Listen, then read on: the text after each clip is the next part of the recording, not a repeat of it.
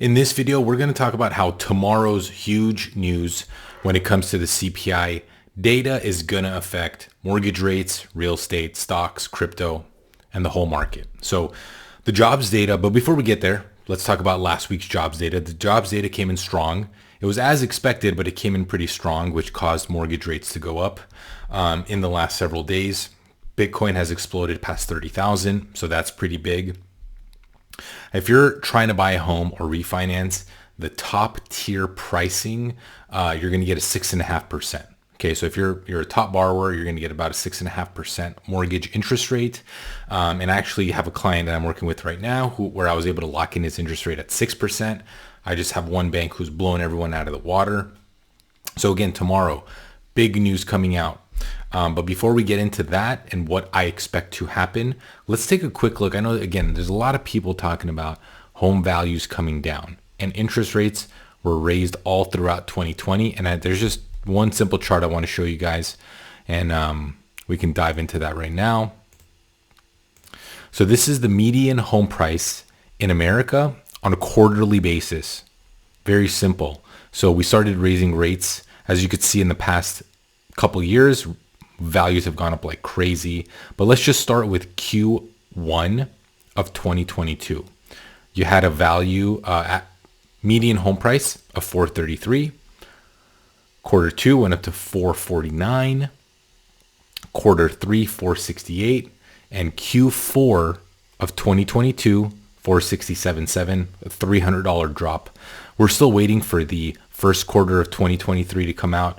But guys, as you could see here, even with the rate increases, we are seeing home values holding steady and still increasing throughout rate hikes. So these are values in 2022 increasing during rate hikes. Okay. So again, very important to, if you're looking to buy and you're waiting for a dip, I hate to say it, but you're not going to see it. I know you're seeing a ton of YouTubers. I'm trying not to pay too much attention, but it's just everywhere. YouTubers calling for real estate market crashes. Again, every city, state, region is completely different. It can vary from area to area, but generally speaking, high demand areas are not dropping in value. Me and my team, I'm a mortgage broker, real estate broker, and my team and I work with home buyers every single day. And all of our home buyers who are looking in desirable areas are having a hard time getting their offer accepted. They're still seeing 5, 6, 7 offers on a good home. If you find a solid home, there's 6 or 7 people bidding for that home and prices are still going over asking. So those expecting a crash, depends where you're looking, but if you're looking in a desirable area, it's not going to happen. So I just want to put that to bed.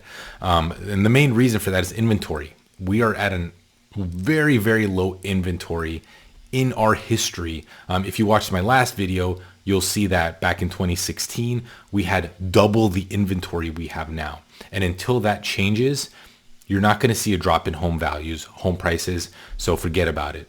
And the main reason for that is most homeowners have locked in an interest rate at 3%. So homeowners are not willing to sell and give up their 3% to trade to go buy something else at a 6.5% rate. They're just not going to do it. Why would you trade a 3% mortgage for a 6.5%? Until those rates come down, something around the maybe mid-high 4s, you're not going to see a lot more inventory, which is going to cause home prices to still go up. Anyway, moving on. Tomorrow's CPI data, huge. Okay, so this is going to be a market mover. It's going to be a big one. So please stay tuned. I will be releasing another video tomorrow. But last CPI reading for February was 6%. The market is expecting inflation to come down to 5.4%. Okay. If we come down to 5.4%, that's as expected. Now there's two other possibilities. Possibility number one, inflation stays above 5.4. We get something between 5.4 and 6. If it comes anywhere closer to that 6% number, you bet your bottom dollar you're going to get another rate hike 25 basis points, and depending on how high that inflation number is, 50 basis points could be in the cards, depending on that number.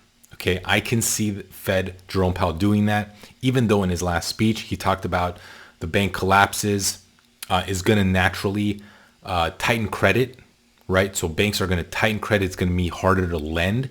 That in itself is going to cause inflation to come down because they're not lending money. Liquidity stops, the flow of money stops, and inflation will come down. So they don't have to raise as aggressively. But depending on this inflation number, you excuse me, you could see 25 or 50 basis points in the cards. Now the other possibility, inflation comes in less than 5.4%. If we get something like a 5.2% reading on tomorrow's inflation number, you better watch out. Stocks are gonna go flying, and Bitcoin is gonna moon. Okay, you'll probably see a 5% move, 5 or 10% move if inflation comes down to around 5.2. I think if 5 to 5.2, you're gonna see a huge rally, because what that means is the Fed is definitely gonna pause their interest rate hikes. If inflation's coming down that drastically, no reason for them to hike. Right now, the market predicts there's a 66% chance we're going to get 25 basis points. Everything can change tomorrow. Again, big day. Stay tuned. If you found value in this video, please like and subscribe. I really appreciate all of your support, and I'll see you guys on the next one.